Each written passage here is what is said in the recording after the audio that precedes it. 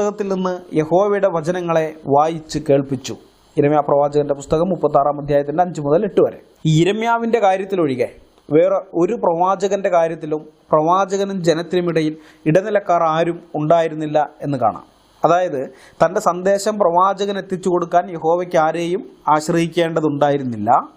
ഇനി ഈ പ്രവാചകന്മാർക്ക് ആ സന്ദേശം ജനങ്ങളെ അറിയിക്കുവാനും ഇടയിൽ വേറെ ആരെയും ആശ്രയിക്കേണ്ട ആവശ്യമുണ്ടായില്ല. യിരെമ്യാവ് ഒരു പ്രത്യേക സന്ദർഭമായതുകൊണ്ടാണ്, അദ്ദേഹത്തെ പിടിച്ച് തുറുങ്കിലടച്ചതുകൊണ്ടാണ് കുറച്ച് നാളത്തേക്ക് അങ്ങനെ ബാറൂക്കിനെ ഉപയോഗിക്കേണ്ടി വന്നത്. ഇവിടെ നിങ്ങൾ പ്രത്യേകം ശ്രദ്ധിക്കണം, യഹോവയ്ക്ക് തൻ്റെ സന്ദേശം ജനങ്ങളോട് നേരിട്ട് പറയാൻ ഒരു പ്രശ്നവും ഇല്ല, നേരിട്ട് പറഞ്ഞിട്ടുമുണ്ട്. അപ്പം ജനങ്ങളാണ് പറയുന്നത്, യഹോവ ഞങ്ങളോട് നേരിട്ട് സംസാരിച്ചാൽ ഞങ്ങൾ മരിച്ചു പോകും, അതുകൊണ്ട് ഞങ്ങളോട് യഹോവ നേരിട്ട് സംസാരിക്കേണ്ട, പ്രവാചകൻ മുഖാന്തരം സംസാരിച്ചാൽ മതിയെന്ന്. അതുകൊണ്ടാണ് യഹോവ ഇസ്രായേൽ ജനത്തിനിടയിൽ പ്രവാചകന്മാരെ എഴുന്നേൽപ്പിച്ചത്. എന്നാൽ അതാണോ അള്ളാഹുവിൻ്റെ അവസ്ഥ? ഒരിക്കലും